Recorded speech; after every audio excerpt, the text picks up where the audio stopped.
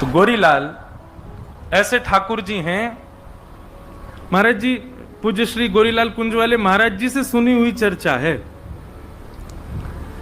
गोरीलाल बिहारी जी जो हैं वहां पर, अब इस नाम का अर्थ क्या? गोरीलाल मतलब, अब सामान्यतया अर्थ करने वाले तो ये कहेंगे गोरी कौन है, बोले कि किशोरी जी हैं, और लाल कौन है, बोले ठाकुर जी हैं। पर ये नहीं है अर्थ इसमें।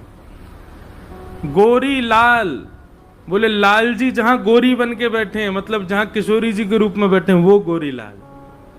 वहां पर कृष्ण रूप में श्री किशोरी जी हैं और किशोरी जी के रूप में ठाकुर जी हैं, इसलिए गोरी लाल। लाल जी गोरी बन करके विराजमान है। अच्छा जी, गोरी लाल केवल गोरी लाल कुंज में ही नहीं है, वृंदावन के सबरे ठाकुर जी गोरी लाल हैं। एक भी ठाकुर, राधा रमन जी देखो, जब श्रृंगार करेंगे तो अपने बाम श्रृंगार में अपने शीश पर निश्चित किशोरी जी का स्वरूप धारण करेंगे, चोटी धारण करेंगे। बिहारी जी को जाकर के तो लहंगा फरिया पहनेंगे। इस सबरे लाला गोरी बने हुए हैं। जिस प्रकार अपने गुरु की प्रसादी को शिष्य धारण करता है, ऐसे वृंदावन में जितने भी हमारे लाल जी हैं सबरे गोरी बने हुए हैं, सब किशोरी जी की प्रसादी धारण करते हैं। तो गोरी लाल ठाकुर जी, गोरी लाल बिहारी जी रसिक त्रिवेणी है वहां पर, बहुत सुंदर स्थान है। उस स्थान पर निश्चित जाइएगा। तो वहां का एक लीला दर्शन है, बहुत सुंदर दर्शन। महाराज जी एक बार सुना रहे थे कि हरिदास परंपरा के चौथे आचार्य श्री नरहरि देव जी, जिनको ठाकुर जी प्राप्त हुए श्री गोरीलाल जी, उनको कैसे प्राप्त हुए? श्री नरहरि देव जी एक दिन सो रहे थे, तो सोते सोते स्वप्न में उनको ये दर्शन हुआ कि ठाकुर जी किशोरी जी के रूप में खड़े हैं और किशोरी जी ठाकुर जी की तरह वंशी बजा रही हैं। ठाकुर जी तो गोरे गोरे लग रहे हैं, किशोरी जी सांवली सांवली लग रही हैं। ये उनको स्वप्न में दर्शन हुआ। और जब स्वप्न में दर्शन हुआ तो स्वप्न जब खुला तो उठ करके इतने व्याकुल हो गए, बेचैन हो गए, ठाकुर जी से प्रार्थना करने लगे। बोले नाथ, आप इतने प्यारे लग रहे, इतने सुंदर लग रहे, कृपा करो या दास के ऊपर और यहां पधारो, सेवा प्रदान करो। रोज यही प्रार्थना करते कि वो स्वप्न मुझे दोबारा आवे, वो स्वप्न में मुझे वो जो दर्शन हुआ वो मुझे बार बार दिखे। पर ठाकुर जी ने एक दिन स्वप्न में प्रकट होकर के आश्वासन दिया कि चिंता नहीं करो, हम जल्दी आएंगे आपके यहां। मथुरा के एक व्यापारी थे, नमक का व्यापार करते थे। उनके यहां नमक कट्टों में भर भर के आते थे। एक बार उन नमक के कट्टों के बीच मेवाओं का कट्टा आया। तो व्यापार के नीचे काम करने वालों ने बताया, बोले महाराज, ये नमक के जो कट्टे आए हैं हमारे व्यापार, इसमें एक मेवाओं का कट्टा है। उन्होंने जैसे ही उसको खोल करके देखा, उसके भीतर श्री युगल सरकार विराजमान थे और उनकी चरण चौकी पर लिखा था श्री नरहरिदास के ठाकुर जी। आज भी श्री गोरीलाल कुंज ठाकुर जी नाम लेकर के आए कि हम उनके हैं। तो व्यापारी तो उनको सेवा करते थे, अब लोग बाग दर्शन करते थे, बोले वाह भाई, कहीं ठाकुर जी प्रकट हुए, मेवा की कट्टा में से निकल के आए। तभी एक आचार्य दर्शन करने गए और उन आचार्यों ने दर्शन करके जब देखा, बोले कि यहाँ नीचे लिखा है नरहर देव के ठाकुर जी। बोले अरे, ये तो वृंदावन में श्री नरहर दास जी हैं, उन्हीं का नाम है, शायद उन्हीं के ठाकुर जी हैं। और जैसे ही वो ठाकुर जी उनको दिखाए तो वो समझ गए, तो स्वप्न में दिखे थे वही लाल जी।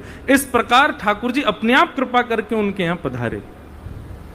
उनकी एक इतनी मधुर लीला, ये सब देखो चिंतन से प्रकट होता है। इसीलिए मैं चिंतन पर जोर दे रहा हूं, चिंतन किया करो। ठाकुर जी का श्रृंगार करो, जैसा आप करते हैं अपने ठाकुर जी का नित्य श्रृंगार करो। श्रृंगार करने के बाद भोग पधराओ।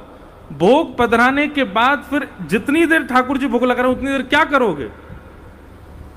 एकांत में बैठो और उन्हीं ठाकुर जी का, जिनका आपने श्रृंगार किया है, अब उन्हीं को चैतन्य रूप में अपने कुंज में बिठाओ। हमारे ठाकुर जी लड्डू गोपाल हैं, हमारे ठाकुर जी त्रिभंग लली हैं, हमारे ठाकुर जी गिरधर लाल हैं। तो जब चिंतन उनका करो ना तो वो ऐसे नहीं दिखने चाहिए, वो फिर चलते फिरते आपको दिखाई दें। वो मुस्कुरा रहे हैं, वो अपने नेत्र बंद कर रहे हैं, खोल रहे हैं, उठ रहे हैं, बैठ रहे हैं, ये सब लीलाएं दिखें आपको अपने चिंतन में। आप बस इतना चिंतन करो कि ठाकुर जी चल करके कुंज में आ रहे हैं, बाकी की लीला ठाकुर जी अपने आप करते जाएंगे। चिंतन करना, मानसी में जाना बहुत आवश्यक है भक्ति की एक स्थिति आने के बाद। जो अभी प्रारंभ स्थिति में, वो चिंतन में मत चले जाना, नहीं तो फिर हीरो हीरोइन दिखेंगे आपको। एक बार बंबई में एक व्यक्ति मुझसे बोला, तो महाराज जी मैं आंख बंद करता हूं तो मुझे नाम जप करने के लिए तो हीरोइन दिखती है। मैंने कि बेटा जो भीतर होता है वही दिखता है। तो पहले तो ब्रज की खूब उपासना करके, गुरुदेव के प्रणाम करके, संत जनन को प्रणाम करके पहले तो चिंतन के लायक बनो। पर यहां पर कई वैष्णव बैठे, इसलिए मैं इस विषय को कह रहा हूं कि अब समय है चिंतन में जाने का, अब समय मानसी में जाने का। ठाकुर जी जितनी देर भोग लगाएं आप मानसी में रहो। तो एक बार की लीला कि श्री गोरीलाल बिहारी जी सुबह सुबह मंगला में दूध भोग पधराया गया, और दूध भोग के बाद में थोड़ी देर चिंतन करके आचार्य जब पुनः गए भीतर, तो भीतर जाकर के देखा कि ठाकुर जी और किशोरी जी दोनों दूध में नहाए भये हैं। ऊपर से नीचे तक पूरा दूध फैला रखो अपने ऊपर। आह, ठाकुर जी नथनी पहनते हैं वहां पे, और किशोरी जी ठाकुर जी के रूप में। तो बहुत ध्यान से सुनो, दोनों दूध में सने भये ऊपर से नीचे तक।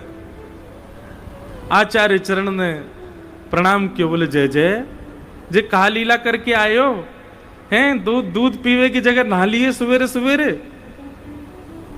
इतनो तातो दूध, तातो हमारे ब्रज में गर्म ते कहें तातो, इतनो तातो दूध तो नाओ उर्षण तो नहीं लगा होगा, लेकिन फिर मुझे कह देते मैं आपको स्नान करा दे तो आप काई को नहा लिए। सो ठाकुर जी बोल पड़े। ठाकुर जी बोले अरे ये श्री जी बड़ी भोरी हैं हमारी। आचार्य चरण बोले कहा भयो ने बताओ तो सही। तो ठाकुर जी लीला बता रहे अपने आप ही। ठाकुर जी कह रहे हैं, बोले मैं श्री जी को दुग्ध पान कराए रहे हो, सो श्री जी अपने होठ के पास दूध ले जाए, फिर मुझे कहें ए दूध तो लाल लाल सो दिख रहा है, दूध में कछु पड़ो है, ऐसा लग रहा हो कि कछु लाल लाल सो का जामे। अब मैं जब दूध को देखूं तो दूध में कोई लालिमा नहीं, लेकिन श्री जी जब दूध पीवे जामे सो पीछे कर दे, यहाँ में तो कुछ पड़ो है। तब मैंने श्री जी से कही अच्छा एक काम करो, आप मुक्ते लगाओ, मैं बगल में आके झांकूंगा, मैं देखूं का लाल है। तो श्री जी पान कर रही हैं और बिल्कुल गले गाल ते गाल छुपा के ठाकुर जी देख रहे हैं हमें कहा लाल है। तभी देखो कि श्री जी की नथनी में जो मणि है वो चमक करके दूध को लाल लाल बना रही है। ठाकुर जी बोले जय हो श्री जी, आप बड़ी भोरी हो। बोले कहा भाई हो ये आपकी नथनी है, या को आप ऊपर करके दूध पी रही हो, ये नथनी की ही परछाई आ रही है दूध में, बात लाल लाल लग रहा है। श्री जी बोली अरे मैं तो बड़ी बावड़ी हूं, वो तो समझ में ही ना आवे, अरे मैं कहां पहचान नहीं पाई। फिर श्री जी दूध पीने लगी और दूध पीते पीते उनको अपने ही भोरेपन पे जोर की हंसी आई, और जैसे ही दूध मुंह में गया और मुंह में जाती हंसी आई तो सबरो फूटकार सबरो बाहर निकल गो, स्वयं भी सन गई और लाल जी सन गए। ठाकुर जी भी वही में है गए। नरहर दास जी, नरहर देव जी 3 दिन तक नेत्रों से आंसू नहीं रोक पाए अपने, ऐसी लीला ठाकुर जी की। तो भैया चिंतन किया करो, केवल हम अपने ठाकुर जी की सेवा अपने उनके सिंहासन तक करें, उनको कुंज में बिठा दें, उनके सामने नाच लें गा लें, यही तक सीमित मत रखो। जब सब चीज से निवृत्त है जाओ तब एकांत में नेत्र बंद कर लो, ठाकुर जी के सामने ही रहो पर नेत्र बंद करो, और फिर हृदय के कुंज में उन्हीं ठाकुर जी को देखो अब कहा लीला कर रहे हैं। एक बार प्रयास करो, 2 बार प्रयास करो, 4 बार प्रयास करो, 20 बार प्रयास करो, कभी तो लीला प्रकट होएगी। और एक बात मेरी ध्यान से सुनियो भैया, जिस प्रकार किसी व्यक्ति को अंदर उसके कोई कमी हो जाए तो वो औषधि लेकर के उस कमी को ठीक करता है, ठीक वैसे लीला प्रकट करने की औषधि क्या है? यमुना जल। लीला प्रकट करने की औषधि क्या है? ब्रज की रज। लीला प्रकट करने की औषधि क्या है? ब्रजवास। ब्रजवास आप और किसी कार्य के लिए नहीं कर रहे हैं, लीला प्रकट हो इसलिए कर रहे हैं। लीला प्रकट करने की औषधि क्या है? श्री गोवर्धन की परिक्रमा। लीला प्रकट करने की औषधि क्या है? संत जनन की प्रसादी पानो। लीला प्रकट करने की औषधि क्या है? ब्रजवासिन के घर की झूठी मधुकरी पानो। इन सबसे लीला प्रकट होती है। ये सब हमको केवल नियम मान करके नहीं करने हैं कि ब्रज रज लगानी है, ऐसे कंठी माला पहननी है। अब कंठी माला अधिकतर पहनने वाले इनकी पूछो क्यों पहनते हो, तो वो सब कहते हैं कि पता नहीं कब प्राण निकल जाए। तो जब प्राण निकले कम से कम उस समय कंठी गले से छुपी हुई हो तो वैकुंठ प्राप्त। यहां पर भी स्वार्थ आ गया ना, ये भी तो एक स्वार्थ है कि आप अपने उद्धार के लिए कंठी पहन रहे हो। नहीं, ताकि भैया या तुलसी के स्पर्श करके प्रसादी ठाकुर जी पावे, या तुलसी के बिना स्पर्श की प्रसादी ठाकुर जी स्वीकार ना करें। तो पहला भाव तो हमारा ये है कि तुलसी हमसे स्पर्श रहेगी तो हम ठाकुर जी कभी ना कभी तो हम हमारो स्पर्श करेंगे, हमारो भोग लगा लेंगे। और दूसरा भाव, तुलसी धारण इसलिए करनी ताकि तुलसी के नित्य धारण करने से चित्त में किंचित पवित्रता आ जाए और उस किंचित पवित्रता से ठाकुर जी की कोई लीला दिख जाए, इसलिए कंठी पहननी।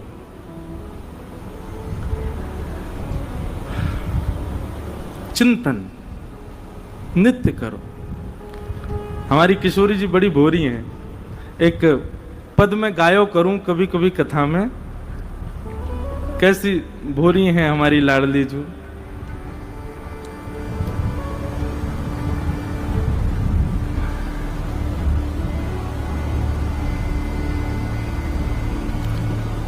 सहज अटपटी बोलनी प्यारी जू की, सहज अटपटी बोलनी प्यारी जू की, सहज अटपटी बोलनी प्यारी जू की, सहज अटपटी बोलनी, सहज अटपटी बोलनी प्यारी जू की, सहज अटपटी बोलनी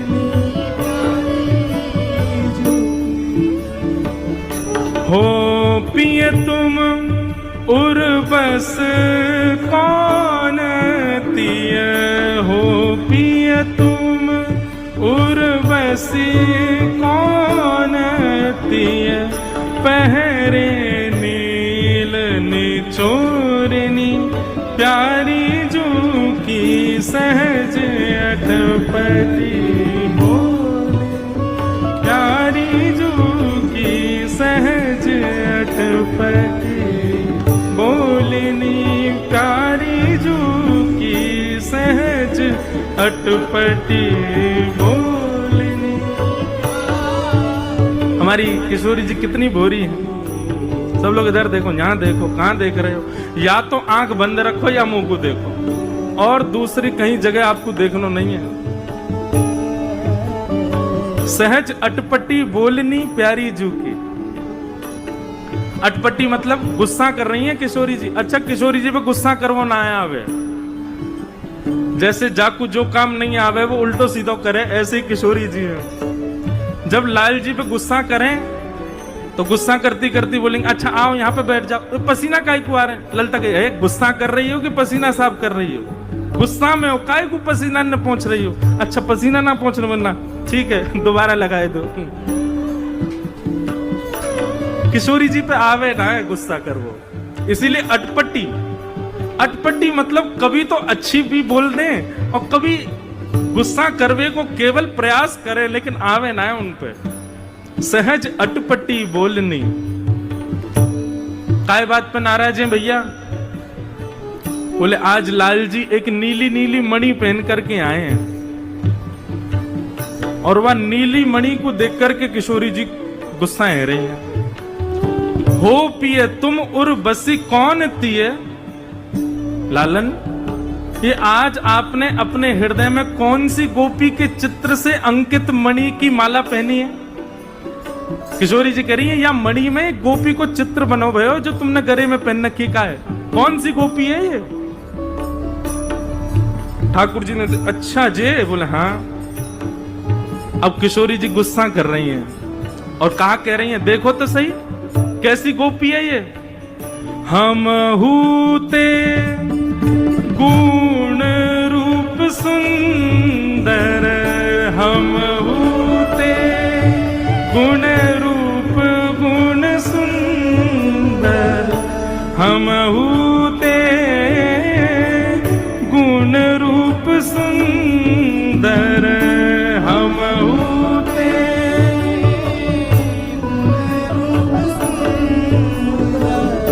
पाई कहाँ बिन मोलिनी प्यारी जो की, पाई कहाँ बिन मोलिनी प्यारी।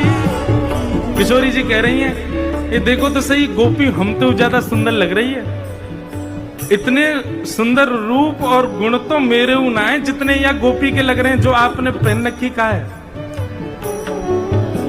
ठाकुर जी कह रहे हैं हाँ वो बात तो है आप तो सुंदर है।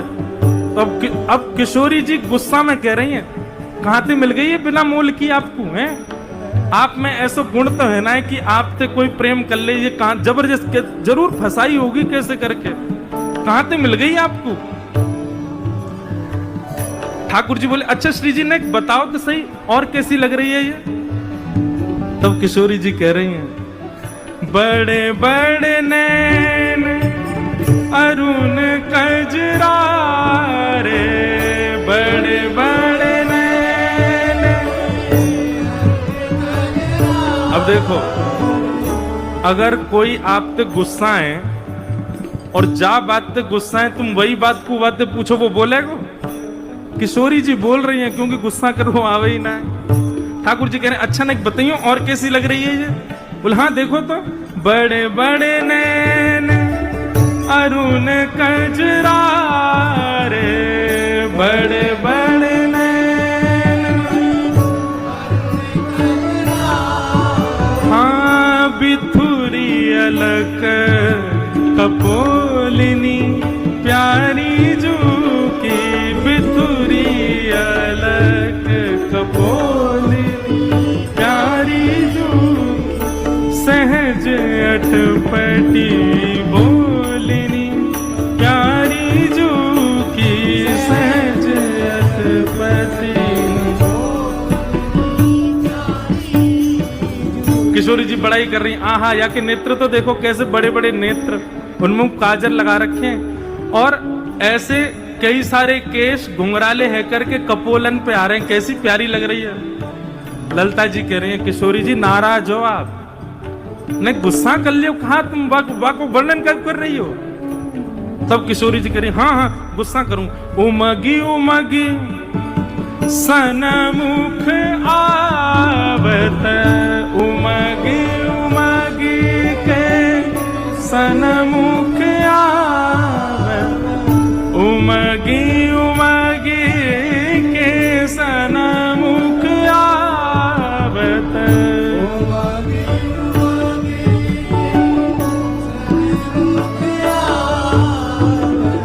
मन भावत कर किलोलिनी प्यारी जो की, मन भावत कर किलोलिनी प्यारी जो सहज अटपटी बोलिनी प्यारी जो की, सहज अटपटी। भगवद रसिक कहाँ तुम साधो, भगवत रसिक कहाँ तुम साधो, भगवत रसिक कहाँ तुम साची, भगवद रसिक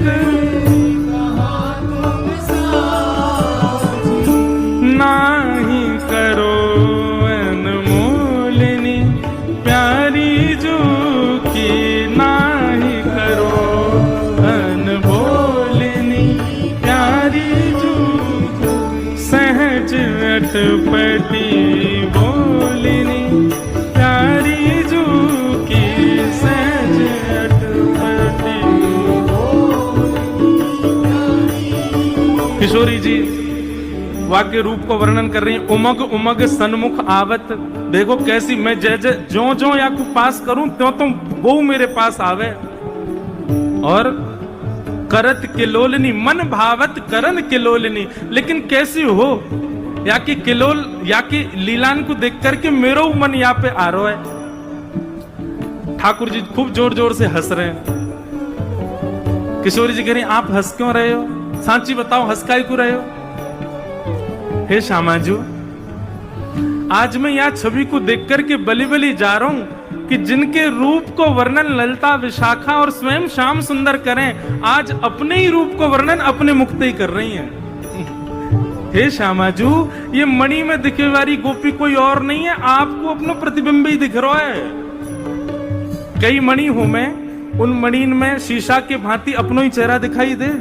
तो श्री जी के सामने जब ठाकुर जी आए तो वह मणि में वो चित्र कोई और को नहीं है, श्री जी को ही प्रतिबिंब दिख रहा। किशोरी जी अपने आप ही कह रही हैं, बड़े बड़े नैन अरुण कजरारे, कहां पाई बिल मोलिनी, उमग उमग सन्मुख आवत, मन भावत करत किलोलिनी। हे श्यामाजू, जे कोई और थोड़ा ही है। अरे देखो ललिता यहाँ पे आ, ललिता जी पास गई, तू देखियो, ललिता जी ने देखो तो ललिता जी को मुख दिखने लगो, विशाखा जी गई तो विशाखा जी को मुख दिखने लगो। किशोरी जी से बोले, हे श्यामाजू, आज तो सिद्ध है गयो कि आप कैसी हो, बड़ी भोरी हो, बड़ी सीधी हो। बताओ, मणि में अपना ही मुख देख करके मोते नाराज है रही हो। अब किशोरी जी को तो ऐसी शर्म आई, महाराज भागी माते। सहज अटपटी बोलिनी, प्यारी जो की सहज अटपटी, सहज अटपटी बोलिनी, प्यारी जो की सहज अटपटी बोलिनी। बोलो वृषभानु दुलारी की। ऐसी हमारी श्यामा जी। अब ये सब भाव क्या है बंधुओं? ये सब चिंतन के भाव हैं, ये सब मानसी के भाव हैं, ये सब विचार किए भय भाव हैं।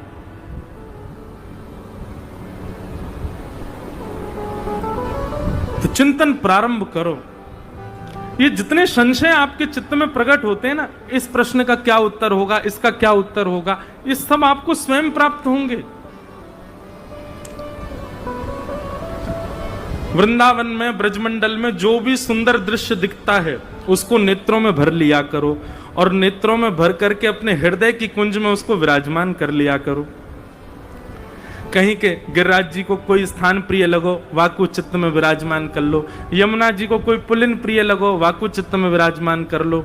वो आपको प्रिय इसलिए लग रहा है, ठाकुर जी आपके चित्त में जो बैठे हैं वो संग्रह कर रहे हैं उसको संग्रहित करके अपने चित्त में कुंज को निर्माण कर लो। और वह कुंज में फिर आपके जो सेवा के ठाकुर जी हैं, उन सेवा के ठाकुर जी का चैतन्य विचार करके, वो जड़ हैं ऐसा नहीं, चैतन्य विचार करके वो चल रहे हैं, फिर रहे हैं, उठ रहे हैं, बैठ रहे हैं, ये सब लीला कर रहे हैं, ये विचार करते भाई अपने चित्त में, चित्त की कुंज में विराजमान करो और वहां उनकी लीला को दर्शन करो। ये कहने सुनने में जितनी आसान लग रही है, आसान है तो नहीं, पर करना चाहिए, प्रयास करो।